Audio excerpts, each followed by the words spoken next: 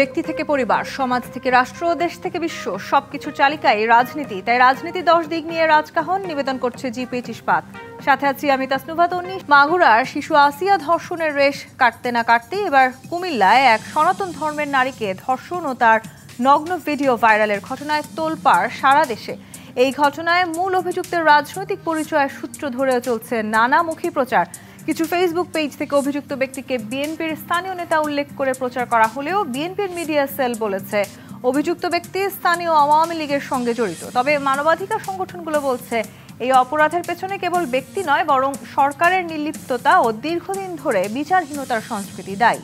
সংস্থাগুলোর মতে দেশে ধর্ষণের শাস্তি মৃত্যুদণ্ডের মতো কঠোর আইন থাকা সত্ত্বেও ধর্ষণের ঘটনা বেড়েই চলেছে। মানবাধিকার সংগঠন এমএসএফ বলছে গত এপ্রিল মাসে যেখানে 69 জন নারী ও শিশু ধর্ষণ সহ নানা সহিংসতার শিকার হয়েছিল, গত মে মাসে সেই সংখ্যা গিয়ে দাঁড়িয়েছে 86 জনে। শুধু ধর্ষণ নয়, দেশজুড়ে হত্যা, ডাকাতি ও ছিনতাইয়ের পাশাপাশি মব সৃষ্টি করে নির্যাতনের ঘটনাও বেড়েছে।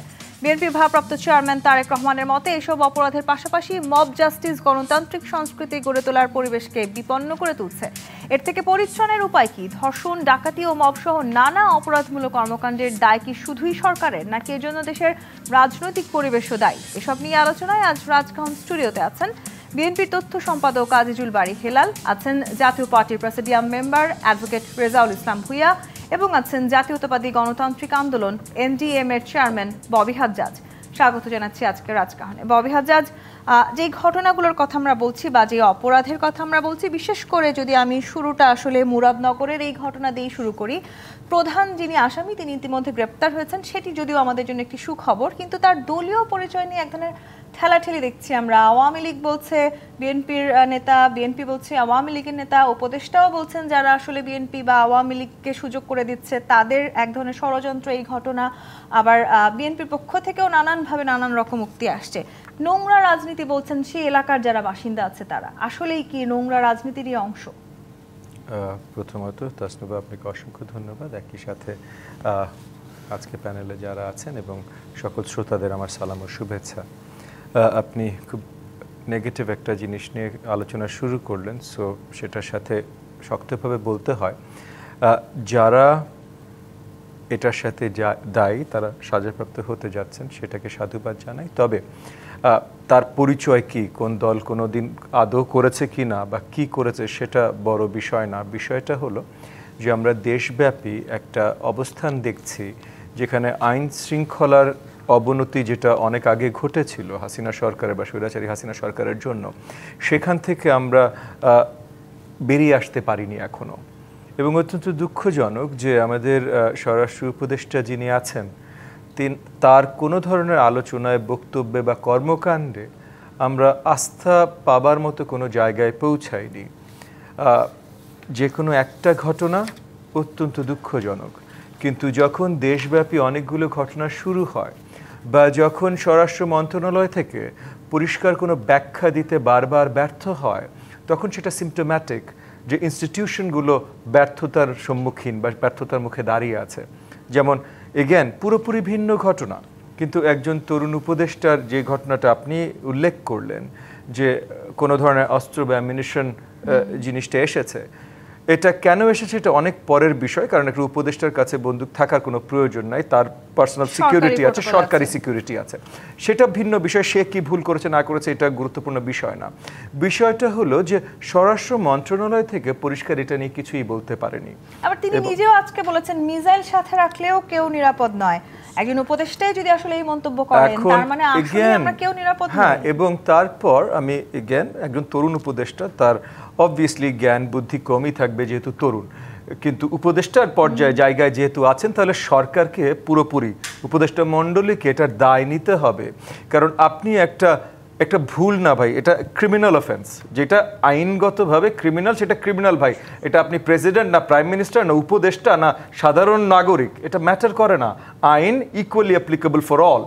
সো সে আইনে যেটা ক্রিমিনাল অফেন্স, সেটা করবার পর কি লেভেলের তার টেমেরিটি থাকতে হয় যে সে পরিষ্কারভাবে বলে যে বাংলাদেশে আমরা কেউ নিরাপদ নই, এই খবর বের হয়ে গেছে, তাহলে আমি যদি নিরাপদ নয় আর কে নিরাপদ হয়? বাংলাদেশে এখন গণমাধ্যমে আমরা দেখেছি, অত্যন্ত দুঃখজনক গণমাধ্যমে দেখেছি যে এই খবরটা আসার পর এইসব খবরটাও ছাপিয়ে যাওয়া হয়েছে। তারপর যখন বড় দাগে সোশ্যাল মিডিয়া বা অনেকে আলোচনা শুরু করেছে, তখন আবার এই যে এখন টক শো বা এরকম জায়গায় এই আলোচনা আবার ফিরে এসেছে। তো এটাও সিমটোম্যাটিক যে আপনি কোনো না কোনো পরিচয় থাকলে বা কোনো না কোনো অবস্থানে থাকলে আইন আপনার জন্য কার্যকরী হবে না। আর আরেকটা জায়গায় অবভিয়াসলি যে আইন শৃঙ্খলা বাহিনীকে এখনও একটা দেখেন, যখন চেঞ্জ আসতে হবে সেই চেঞ্জের অ্যাকশন কিছু তো দেখা যাবে আগে থেকে। গত 10 মাসে আইন শৃঙ্খলা বাহিনী স্পেসিফিক যদি কথা বলি, আমরা কোনো বড় অ্যাকশন বা চেঞ্জ এখনও দেখিনি। সো এই জায়গাগুলোতে সরকারের ব্যর্থতাগুলো বারবার পরিষ্কার করছে যে আমরা সামনে হয়তো আরও বড় কোনো ঝুঁকির সম্মুখীন হতে পারি। তো এগুলো এখন আমাদের সবারই ভালো করে নজরে রাখতে হবে।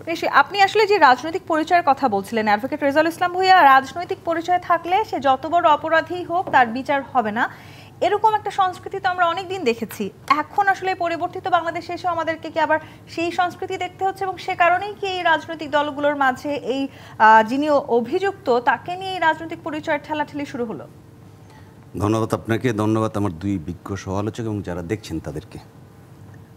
মূলত অপরাধীর কোনো রাজনৈতিক পরিচয় বড় জিনিস না, কিন্তু রাজনৈতিক জিনিসটা আসছে এই কারণে আমরা অনেক ক্ষেত্রেই দেখছি যে আমাদের আইন শৃঙ্খলা রক্ষাকারী বাহিনী যখনই যেই দল প্রভাবশালী ক্ষমতায় থাকে বা ক্ষমতায় আসবে এরকম একটি অবস্থানে থাকে, তখন তাদের প্রতি ওনাদের চরিত্রগত এরকম একটা মজ্জাগত ব্যাপার হিসেবে দাঁড়িয়েছে যে তাদের প্রতি তারা অনেক ক্ষেত্রে সফট থাকে, যার কারণে আজকে রাজনৈতিক পরিচয়টা আসছে। তাহলে অপরাধীকে অপরাধী হিসেবে বিবেচনায় এনে অপরাধীর বিচার করাটাই ছিল শ্রেয়। কে আওয়ামী লীগ, কে বিএনপি, কে জাতীয় পার্টি, এই বিবেচনা করার কোনো সুযোগ আছে বলে মনে হয় না। কিন্তু যেহেতু আইন শৃঙ্খলা রক্ষাকারী বাহিনী একটা এই জুলাই বিপ্লবের পর একটা নিষ্ক্রিয় অবস্থায় ছিল, তারা এখনও ওই পর্যায়ে এসে দাঁড়াতে পারে নাই, এবং মানুষেরও একটা আস্থা তাদের প্রতি নেই। তার উপরে যে রাজনৈতিক দলগুলো এখন একটু প্রভাবশালী, তাদের প্রতি তাদের একটা সিম্প্যাথিস্ট লক্ষ্য করা যাচ্ছে, যার কারণে রাজনৈতিক ব্যাপারটা আসছে। আইন শৃঙ্খলার ব্যাপারে যদি বলেন, তাহলে আপনি যেটা বললেন যে উপদেষ্টা আসিফ বলেছেন মিসাইল নিয়ে গেলেও কোনো নিরাপত্তা নাই। একজন উপদেষ্টার যদি নিরাপত্তা না থাকে, আপনি আমার মতো সাধারণ মানুষের নিরাপত্তাটা কোথায়? এর থেকে পরিষ্কার একদম পরিষ্কার। তাহলে সরকারের উচিত হলো জনগণের নিরাপত্তা বিধান করা। তাহলে সরকারের উপদেষ্টা বলছে তারই নিরাপত্তা নেই, তাহলে দেশের নিরাপত্তার অবস্থাটা কোন পর্যায়ে আছে এর থেকে স্পষ্ট পরিষ্কার। আজকে যে মানবাধিকার যে এটা দিল, পরিসংখ্যানটা দিল যে এপ্রিলে 79 জন এবং মেতে গিয়া 86 জন, এই প্রক্রিয়া কিন্তু মানে দিন দিন বাড়ছে, এবং প্রতিদিন কোথাও না কোথাও মব হচ্ছে, কোথাও না কোথাও চাঁদাবাজি হচ্ছে, কোথাও না কোথাও হাঙ্গামা হচ্ছে, মারামারি হচ্ছে। এটার যথাযথ আইন শৃঙ্খলা রক্ষা বাহিনী যথাযথভাবে এটার ওই রকম দৃশ্যমান কোনো ব্যবস্থা নিতে পারছে না, বিদায় কিন্তু এই পরিসংখ্যানটা বাড়ছে, এই ঘটনাগুলো বাড়ছে। মবের ব্যাপারে সরকার বলেছে যে জিরো টলারেন্সে আছে তারা, কিন্তু আমরা দেখছি প্রতিনিয়ত মব চলছে, এবং এই মবকে দমন করার জন্য যেই ব্যবস্থা নেওয়া দরকার সেই ব্যবস্থা অনেক ক্ষেত্রে দৃশ্যমান হচ্ছে না, যার কারণে আইন শৃঙ্খলা বাহিনীর উপর এবং মানুষ এই মবের মাধ্যমে 20-25 জন লোক একসাথে হলো, কারো বিরুদ্ধে একটা করতে হবে, কারো বাড়িতে আক্রমণ করতে হবে, কোনো ব্যবসায়িক স্বার্থ আছে, কোনো চাঁদার স্বার্থ আছে, কোনো জায়গা দখলের স্বার্থ আছে, 50 জন 100 জন লোক মিলে এই কাজটা করছে। মুরাদনগরের ঘটনাও কিন্তু আমরা সেটি দেখেছি, সেটাকেও এক ধরনের মব আসলে বলার নিশ্চয় সুযোগ থাকে। যিনি ভিকটিম তিনি নিজেই বলেছেন যে তাকেও আসলে কোনো কথা বলার সুযোগ দেওয়া হয়নি। আমি মুরাদনগরের ঘটনারে মবের কাজে পর্যায়ে দেখব না, এটা মানে ওই ব্যক্তি এবং তার সাথে সহযোগী যারা আছে কয়জন, সেই কয়জনের একটা অপরাধ। এর পিছনে কী আছে ওর কথা বলতে পারলে বা ওর কাছ থেকে জানতে পারলে আমার মনে হয় এটা পরিষ্কার হয়ে যাবে। কিন্তু এই ঘটনাটা একটা জিনিস প্রমাণ করে যে বাংলাদেশের আইন শৃঙ্খলা পরিস্থিতি অন্তর্বর্তীকালীন সরকার যে পর্যায়ে নেওয়ার কথা ছিল সেই পর্যায়ে নিতে পারে নাই, মানুষের আস্থার মধ্যে আসতে পারে না। রাজনৈতিক দলগুলোকেও পাল্টাপাল্টি অভিযোগ করতে আমরা দেখছি। আজিজুল বারী হেলাল, উপদেষ্টা আসিফ বলেছেন কুমিল্লার ঘটনায় আওয়ামী লীগের সন্ত্রাসীদের যারা আশ্রয় প্রশ্রয়দাতা আছেন তারা দায়ী। তিনি হয়তো কাকদেরকে আসলে এখানে বুঝিয়েছেন, সেটি হয়তো আপনিও বুঝতে পারছেন। সেই সাথে আবার মির্জা ফখরুল ইসলাম বলেছেন মুরাদনগরের এক উপদেষ্টা স্বার্থ সিদ্ধির জন্য ক্ষমতার অপব্যবহার করছেন। এভাবে আসলে দায় চাপিয়ে দিতে দিতে আর কতদিন? না, এটা তো একদম ক্লিয়ার যে মুরাদনগরে যে মহিলাটি ধর্ষিত হয়েছে সেখানে আওয়ামী লীগের একজন নেতার নাম এসছে এবং তার আশ্রয়দাতা এবং প্রশ্রয়দাতা হিসেবে উপদেষ্টার নামও এসছে এবং ওই আমি জায়গার একটু লোকজনও আপনার সাথে জানে। যুক্ত করি, আপনি যাকে ওইখানে আসলে লোকজনও বলছেন যে জানে। পুরোপুরি তিনি আওয়ামী লীগের চেয়ারম্যান। পরিচয় ছিলেন, তিনি তাকে এখন- আসলে আওয়ামী লীগের মিছিলও এখন- দেখা গেছে, 5 হ্যাঁ। আগস্টের পরে বিএনপির তো কর্মকাণ্ড এরকম একটা লোক, এরকম মনে করেন বাংলাদেশে আওয়ামী লীগ বিএনপি এরকম দলবদল অনেকেই করে, স্থানীয় প্রভাব করে, সেই লোকটাকে এখন কার আশ্রয়ে আসে এটা স্থানীয় জনগণ ভালো করে বলেছে। অর্থাৎ এই উপদেষ্টার যে গ্রেপ্তার হয়েছে এখন উচিত সঠিক একটা তদন্ত করে যে আসলে খুঁজে বের করা যে তাকে এই ইন্ধন এবং মদত দেয় কে, এটা একটা বিষয়। এটা আমাদের এই যে আসিফ, সে তো নিজেই স্বীকার যাচ্ছে যে বাংলাদেশে নাকি কেউই নিরাপদ না, তিনি মিসাইল নিয়ে যদি কেউ নিরাপদ থাকে না, অর্থাৎ বাংলাদেশকে তিনি কিন্তু আন্ডারমাইন্ড করছেন। বাংলাদেশের বিদ্যমান ব্যবস্থাকে, বাংলাদেশের বিদ্যমান আইনকে, বাংলাদেশের বিদ্যমান যাই থাকুক, একজন উপদেষ্টা একজন মন্ত্রী হয়ে তিনি এই কথাটা বলতে পারেন না। কারণ কি, আমরা জানি যে এই সমস্ত অপরাধ কেন হয়। অপরাধ হয় যখন আইনের সঠিক প্রয়োগটা হয় না, মানে সঠিক বলতে আইনের প্রয়োগই হয় না, তখন তো অপরাধগুলো হয়।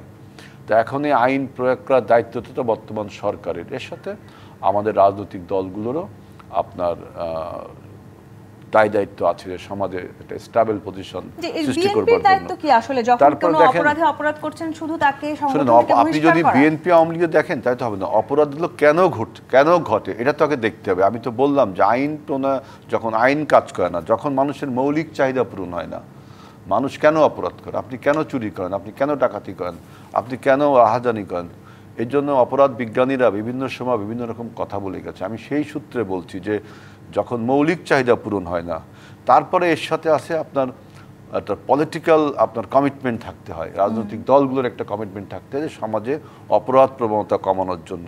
এবং এই অপরাধের সাথে কিন্তু অর্থনীতিরও সম্পর্ক আছে। আপনি জানেন যে বর্তমান এই ইন্টারিম গভর্নমেন্টের সময়ে আমাদের অর্থনৈতিক আপনার বিভিন্ন সূচক, আপনি রিজার্ভ বাড়ছে, দ্যাট ডাজ নট মিন যে আপনার অর্থনীতি ভালো। রিজার্ভ বাড়ছে, তার এখন রিজার্ভ বাড়ছে যেহেতু আপনার আমদানি নেই, কোনো বিনিয়োগ নেই, কোনো শিল্প নেই, এবং শিল্প এবং বাণিজ্য থেকে শ্রমিক ছাঁটাই হচ্ছে। এই যে অর্থনীতির সাথেও কিন্তু অপরাধের একটা সম্পর্ক। অর্থনীতির এই বিধ্বস্ত অবস্থায় অপরাধ প্রবণতা বাড়তেই পারে। এখন আবার দেখছেন যে আমাদের একজন উপদেষ্টা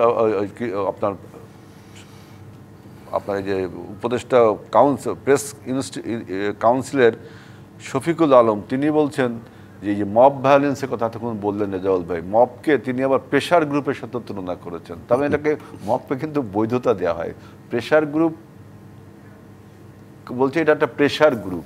তাই তো প্রেশার গ্রুপে তো পলিটিক্যাল পার্টিজ, সমাজ সবাই তাকে একটু উৎসাহিত দেয় যে সরকার যাতে ঠিক থাকে, যেমন সিপিডি, তারপর আরও এরকম অনেক সংস্থা আছে যারা গবেষণামূলক প্রতিষ্ঠা কাজ করে আমাদের দেশের যে ক্রাইম কতটা হলো, যে আপনি কবে একটা ক্রাইম রিপোর্ট বললেন, এটা একটা গবেষণা রিপোর্ট, কিন্তু এইগুলোকে আমরা প্রেশার গ্রুপ বলি। এখন রাস্তায় যারা সরকারের বিরুদ্ধে তাদের দাবি দেওয়া নিয়ে আলোচনা কথা বলছে, সেটা প্রেশার গ্রুপ হিসেবে যখন আপনি বলেন তখন কিন্তু এই মবকে প্রশ্রয় দেয়। এই জন্য আমি বলছি যে আপনারা শুধু অপরাধকে যদি বলেন বিএনপি করছে না আওয়ামী লীগ করছে না এই যে এনসিপিরা করছে, এইটা বিষয় না। বিষয়টা হলো যে আমাদের দেশের আইনের সঠিক প্রয়োগটা হচ্ছে কিনা, মৌলিক চাহিদা পূরণ হচ্ছে কিনা, এবং অর্থনীতির সাথে যে সম্পর্ক রয়েছে আমি বললাম। কিন্তু আবার এই যে সমস্যাগুলো আপনি বলেছেন, সেই সমস্যাগুলো মানুষের মধ্যে একটা হতাশাও কিন্তু, হ্যাঁ, কিন্তু রাজনৈতিক দল সরকারের উপরে দোষ চাপিয়ে দিচ্ছে, সরকার রাজনৈতিক দলের উপর দোষ চাপিয়ে দিচ্ছে, এভাবে আর কতদিন আমরা আপনি দেখেন দোষ কিন্তু কেউ কাউকে চাপাচ্ছে না। আসিফ একটা বক্তব্য দিয়েছে যে এটার সাথে যেই লোকটা বিএনপির রিলেশন রয়েছে, আমরা তদন্ত করে দেখেছি এই লোকটার সাথে আওয়ামী লীগের রিলেশন রয়েছে এবং সেটা আসিফ সেখানে প্যাট্রোনাইজ করছে। এখানে জাস্ট ঘটনাটা বলা হলো। এখন উচিত হবে কি সরকারের যে এই জিনিসটাকে আপনার টোটাল একটা তদন্তের মাধ্যমে তাই দোষী ব্যক্তিকে বিচার করা। কিন্তু আপনি সমাজে হতাশা তৈরি হচ্ছে, সমাজে শুধুমাত্র অর্থনৈতিক কারণে হতাশা তৈরি হচ্ছে না, পলিটিক্যাল কারণে কিন্তু হতাশা তৈরি হচ্ছে। আজকে বাংলাদেশের পলিটিক্যাল স্ট্যাবিলিটি যে তৈরি হওয়ার যে সুযোগ তৈরি হয়েছিল ডক্টর ইউনূস এবং তারেক রহমানের বৈঠকের পরে, যে একটা পলিটিক্যাল অনিশ্চয়তা কেটে যে একটা নিশ্চয়তার মধ্যে মানুষ প্রবেশ করে, সেখানে যখন আবারও ন্যারেটিভ তোলা হচ্ছে নির্বাচনকে পিছিয়ে দেওয়ার জন্য, কেউ কেউ বলছে নির্বাচন হতে দেওয়া হবে না, এমন কথাও কিন্তু বলা হয়েছে। যে আপনার সোহরাওয়ার্দী উদ্যানে যখন দেখলাম যে আপনার ইসলামিক গণতান্ত্রিক ইসলামিক দল, একটা দল আর কি, যারা এতদিন আমাদের অভ্যুত্থানের সাথে ছিল না, বরিশাল সিটি কর্পোরেশনের নির্বাচনে মানে গন্ডগোলের পরে, তা সেখানে তারা বলছে, তাদের বলছে একজন বক্তা গোবিন্দচন্দ্র প্রামাণিক, তিনি বলছেন যে পিআর পদ্ধতিতে নির্বাচন না হলে নির্বাচন হতে দেওয়া হবে না। এটা কত বড় ভয়ঙ্কর কথা। এই জন্য আমি বলছি এই যে পলিটিক্যাল হতাশা, ইকোনমিক হতাশা, এর জন্য দেশে দেশে যুগে যুগে আপনার এই অপরাধ থাকে। এখন সে অপরাধকে আপনি সলিউশন না দিয়ে আপনি যদি পলিটিক্যাল পার্টিদের মধ্যে দোষারোপের খেলায় চলে যান। দোষারোপ করছেন। আবার বিএনপি মহাসচিবও বলেছেন উপদেষ্টা নিজের স্বার্থ সিদ্ধির জন্য মুরাদনগরে ক্রমাগত আসলে আমাদের এই উপদেষ্টা তো আসলে he is not eligible for the post. আমি বলতে যে আপনার কাছে প্রশ্নটা রেখে বিরতিতে যেতে চাই। উপদেষ্টা যদি জনসেবার চাইতে আত্মসেবাতেই ব্যস্ত থাকেন তাহলে এলাকার শান্তি বিঘ্নিত হবে।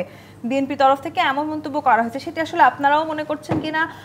10 মাসেরও বেশি সময় আমরা পার করে এসেছি, এখনো যদি আসলে একজন উপদেষ্টা বলেন মিসাইল রাখলেও কেউ নিরাপদ নয়, তার মানে সেখানে আসলে সেই দায় তো তাদের উপরেও অনেকখানি বর্তায়। 10 মাসে কেন তারা আইন শৃঙ্খলা বাহিনীকে খানিকটা আসলে পলিশড করতে পারলেন না, কেন সেই জায়গাটিতে এখনো আমরা এসে দাঁড়াতে পারলাম না? বিরতি নিয়ে ফিরতে চাই। জি25 পাতনিমিত রাজকাহন থেকে বিরতি নিয়ে ফিরছি, সাথেই থাকুন। আমন্ত্রণ আরো একবার জি25 পাতনিমিত রাজকাহনে। ববি হাজার প্রশ্ন রেখে বিরতিতে গিয়েছিলাম।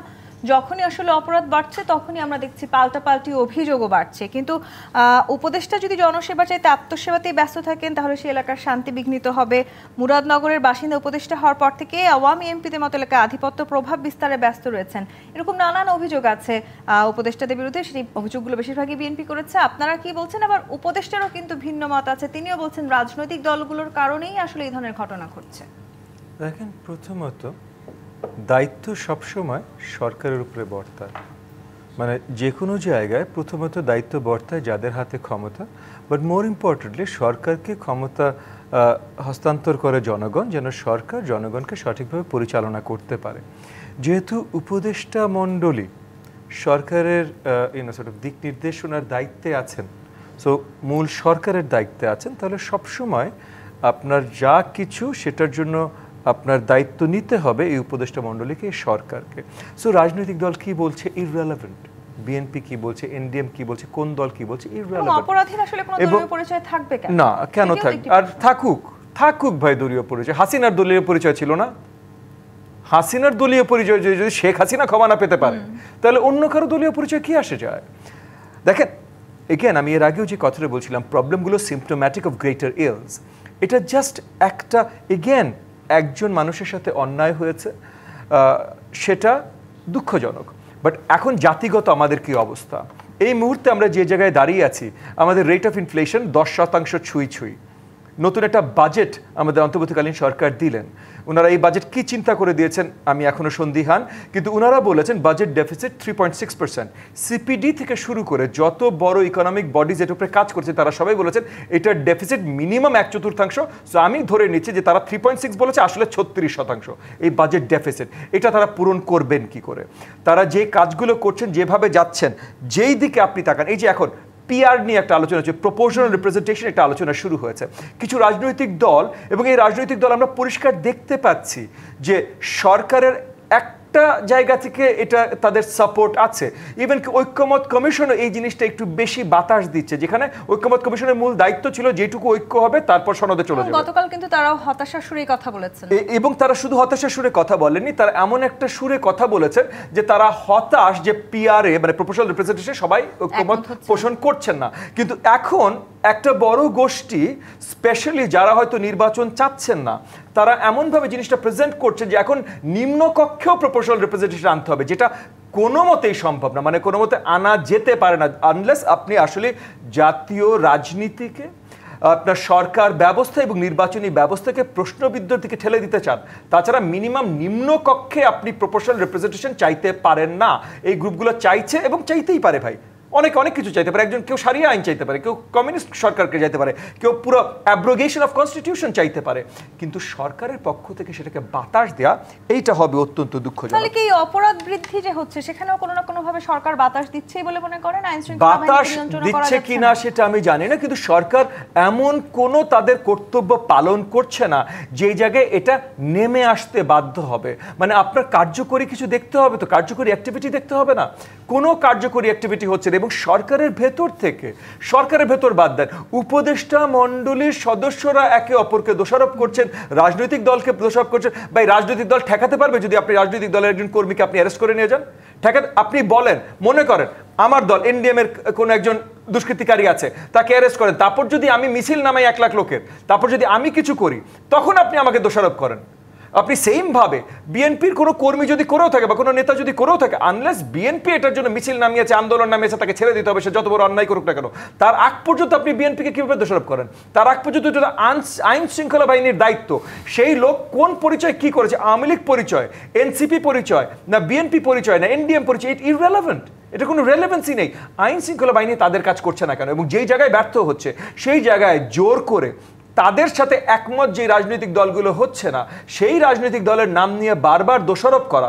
এবং একটা আওয়ামী লীগ, এগেন আমি আওয়ামী লীগের সাথে কাউকে কম্প্যারিজন করবো না, বাট কিছু অ্যাক্টিভিটি যদি সিমিলার হয়ে যায় সেই জায়গায় বলা ছাড়া উপায় থাকে না।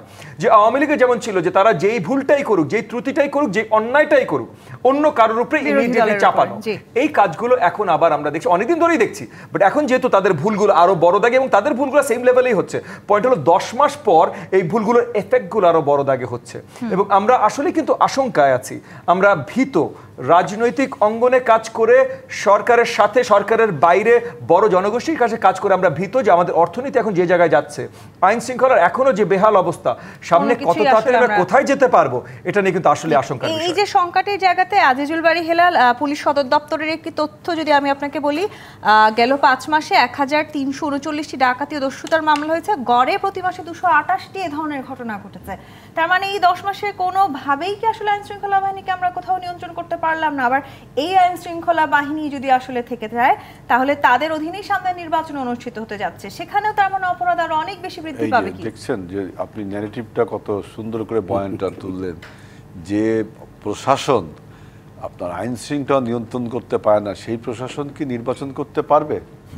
তার মানে কি নির্বাচনকে আবারও কিন্তু চ্যালেঞ্জের মুখে রাখা হলো যে নির্বাচন দরকার নেই, আগে আইন শৃঙ্খলা, অ্যাডমিনিস্ট্রেশন এইগুলো ঠিক রাখো।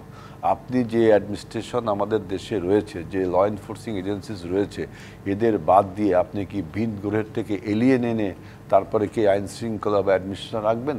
না, যে বিদ্যমান যে ব্যবস্থা, সেই ব্যবস্থার ভিতর যারা অপরাধ করেছে, অন্যায় করেছে, তাদের সেই ক্রিমিনালস লায়াবিলিটিস দিয়ে তাদেরকে বহিষ্কার করা বা উৎখাত করা, এবং এমন আইন তৈরি করা যে আপনি যদি একটা পদে থেকে একটা ক্রিমিনাল অফেন্সকে আপনি সমর্থন করেন, তার জন্য আপনাকে এই যে সাবেক নির্বাচন কমিশন নুরুল হুদার যে অবস্থা হয়েছে না, এই উদাহরণগুলো যদি আপনি মানে তার সামনে থাকে, আর যদি আইন তৈরি করেন যে আপনি পদে থেকে সরকারের একটা অন্যায় আদেশ আপনি পালন করতে, যে আপনি ওখান থেকে যে রিডেমশন পাবেন, যে সরকার বলেছে তাই আমি করেছি, কিন্তু আপনি জানেন যে এটা একটা ক্রিমিনাল অফেন্স, সুতরাং তা আপনারও একটা ক্রিমিনাল লায়াবিলিটি থাকবে।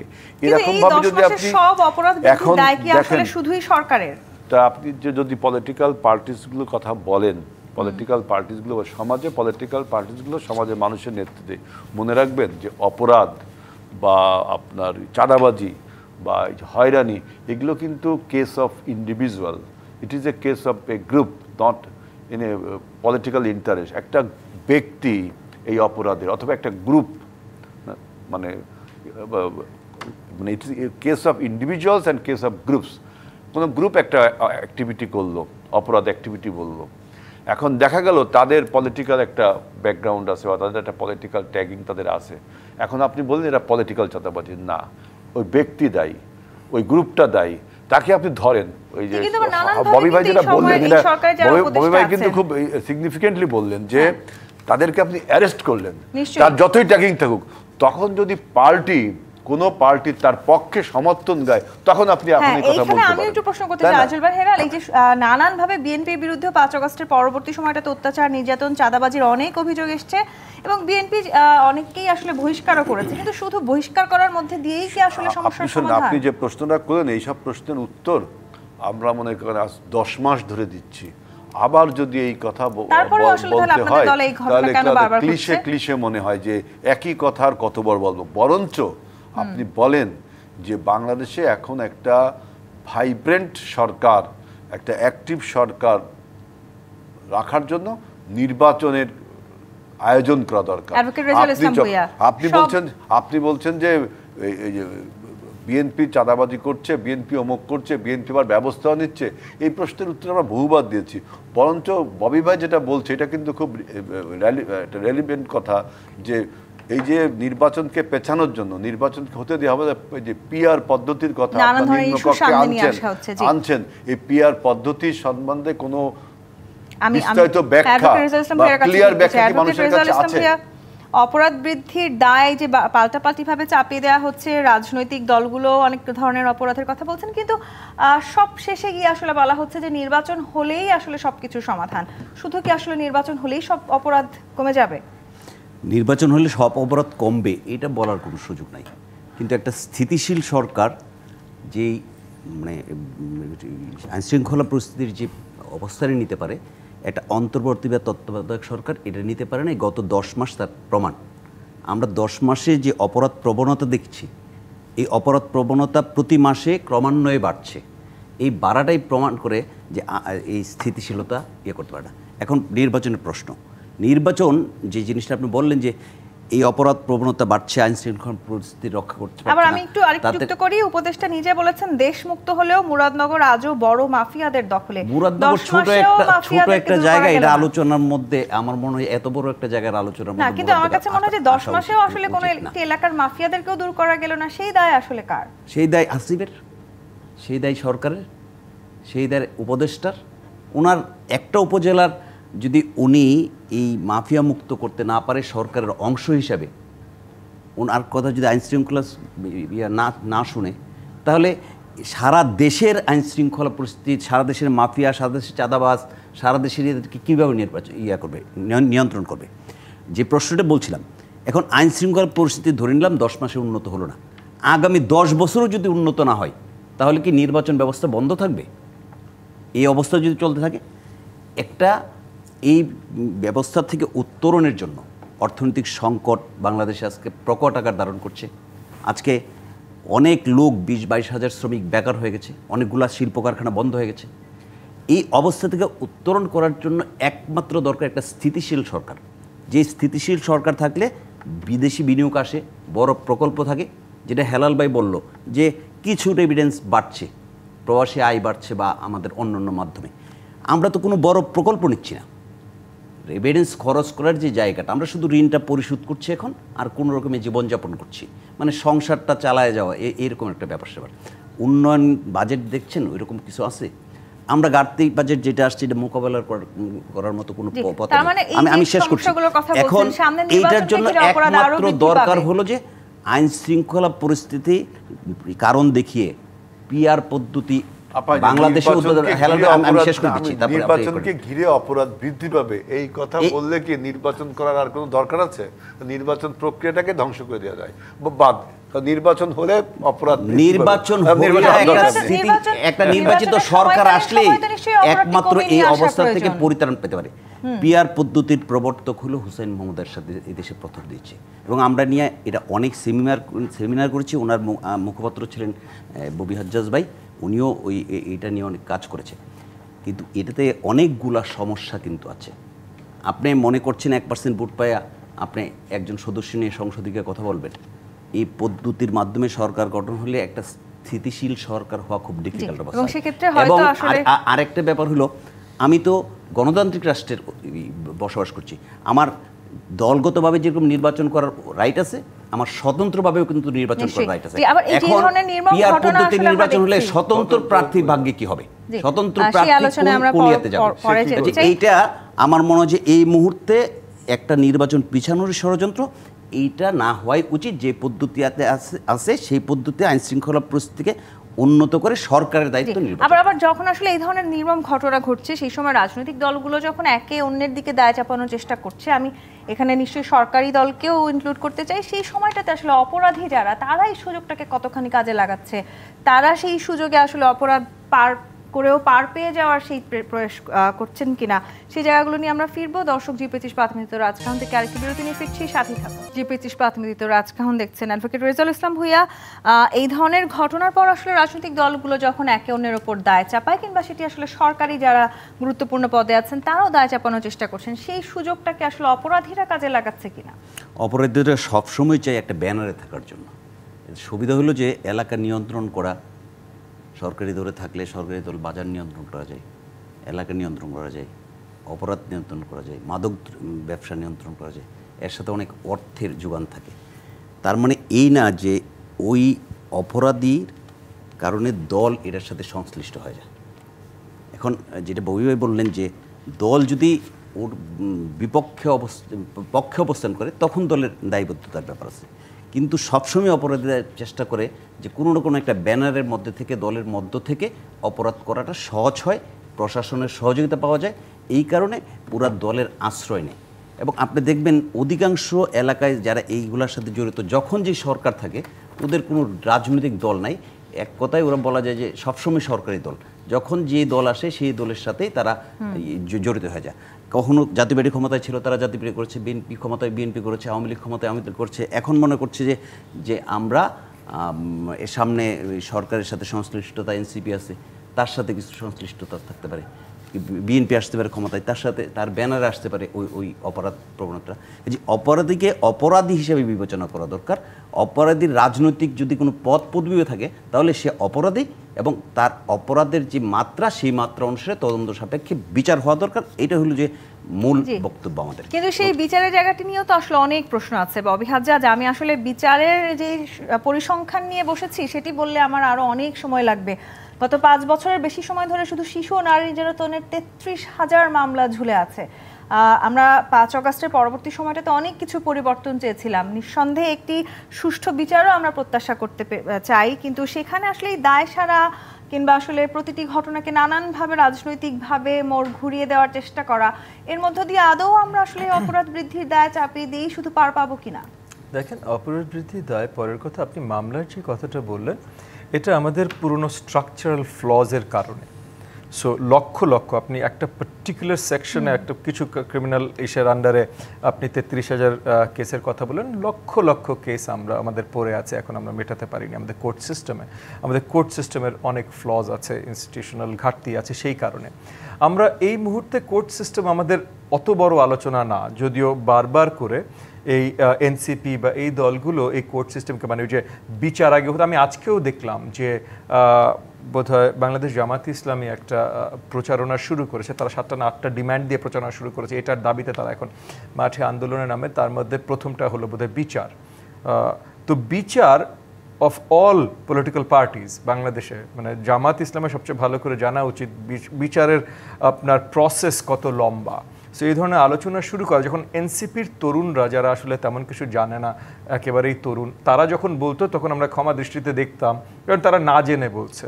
যেখানে যখন সরকার বাতাস দিত তখন সেটা হয়তো ক্ষমা দৃষ্টিতে দেখতাম না, বাট তাদেরকে এনসিপিকে ক্ষমা দৃষ্টিতে দেখতাম। কিন্তু বাংলাদেশ জামাত ইসলামের মতো অভিজ্ঞ একটা রাজনৈতিক দল যখন এই ধরনের আলোচনা নিয়ে আন্দোলনে নামার কথা বলেন, তখন আসলে এটা প্রশ্নবিদ্ধ চোখে দৃষ্টিতে দেখতে হবে যে তারা এই কাজগুলো কেন করছে। আমরা বিশাল একটা সামনে ঝামেলার সম্মুখীন দাঁড়িয়ে আছি, এবং যেটা সত্যি কথা ভাই, সবচেয়ে বড় ঝামেলা আমাদের সামনে যেটা আসছে সেটা হলো অর্থনৈতিক ঝামেলা। আমাদের নির্বাচন করতে হলে সামনে নির্বাচনেও কিন্তু একটা আমাদের কি বলে না, বড় বাজেট, বড় আকারে বাজেট দরকার। 5,000 কোটি টাকা প্লাস আমাদের লাগবে জাস্ট একটা জাতীয় নির্বাচন অনুষ্ঠিত করতে। এখন টাকার আমাদের এমনিই প্রবলেম, তার উপরে এই জামাতে ইসলাম বা এনসিপি এই দলগুলো বলছে যে না, ওই জাতীয় নির্বাচনের আগে স্থানীয় নির্বাচন করো, যেটা করার টাকাই আসলে আমাদের নাই, অন্য সব কিছু তো পরের কথা, টাকাই আমাদের নাই। এবং যতক্ষণ পর্যন্ত আমরা জাতীয় নির্বাচন না করতে পারছি, সব প্রবলেমের একটা সলিউশন না, কিন্তু যতক্ষণ পর্যন্ত জাতীয় নির্বাচন না করতে পারছি, আমরা বেসিক স্টেবিলিটি আনতে পারছি না। বেসিক স্টেবিলিটি না আসতে পারলে ইকোনমিকেও আমরা উন্নয়নের দিকে নিয়ে যেতে পারছি না, আইন শৃঙ্খলা ব্যবস্থাকে উন্নয়নের দিকে নিতে পারছি না, কোনো কিছুর শুরুটাই আমরা করতে পারছি না। যার জন্য ভাই যত শীঘ্রই সম্ভব আমাদের নির্বাচনটা প্রয়োজন। আজিজুল বারী হেলাল, অপরাধ কমিয়ে নিয়ে আসার আসলে যে সরকারি সদিচ্ছার প্রয়োজন ছিল সেটি আমরা দেখতে পেয়েছি কিনা এই 10 মাসের? সামনের দিনে সেটি দেখার সম্ভাবনা কতখানি? সদ ইচ্ছা হলো যে তার যদি ইচ্ছা থাকে তাহলে তাকে সৎ অসৎ বোঝায়। এখন এটা কি বোঝে কিনা, যে ইন্টেন্টিভ গভর্নমেন্ট বোঝে কিনা যে তার একটা দায়িত্ব আছে এই অপরাধ কমানোর বা অপরাধকে মোকাবেলা করবার। আমি ববি হজ্জাজের সাথে 100% একমত। দেখেন, politics is the condense expression of economics. অর্থনীতির ঘনীভূত রূপই হলো পলিটিক্স। এখন এই পলিটিক্স আর আপনার ইকোনমিক্সের জগতে যখন হতাশা থাকবে, তখন আপনি এই অপরাধ কমানো এটা অনেক দূরহ ব্যাপার হয়ে যাবে। এই জন্য এর সাথে দরকার হয় আমাদের মোরাল একটা ডেভেলপমেন্ট, এথিক্যাল ডেভেলপমেন্ট। এটা একটা পার্সোনাল একটা ব্যাপার, যে প্রত্যেকটা মানুষের মোরাল এবং এথিক্যাল ডেভেলপমেন্ট যদি হয়। কিন্তু সবচেয়ে বড় জিনিসটা, আমি তো জনে জনে যে মানুষের নৈতিকতাকে উন্নত করতে পারবো না, সবচেয়ে বড় জিনিস বাংলাদেশের যে জগৎ, রাজনৈতিক জগৎ এবং অর্থনৈতিক জগৎ, সামাজিক জগৎ, এই জগতে যে চরম হতাশা বিরাজ করছে, এই হতাশা কাটিয়ে ওঠার জন্য একটা রাজনৈতিক মানে আপনার গুড উইল, একটা সদিচ্ছা, রাজনৈতিক সদিচ্ছা দরকার, যে আমরা একটা আপনার অ্যাকাউন্টেবল গভর্নমেন্ট তৈরি করব।